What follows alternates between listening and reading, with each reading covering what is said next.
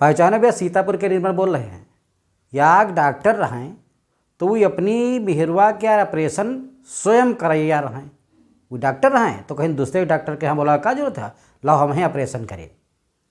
दुई lady doctor और help करे बत के बोलाई।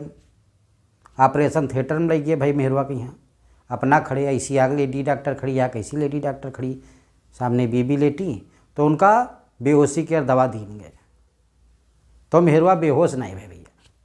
फिर और पावर के दवा दीन गए बेहोशी करे के, नहीं बेहोश भाई। फिर डॉक्टर कहे इनका क्लोरोफार्म सुखावे पड़ी।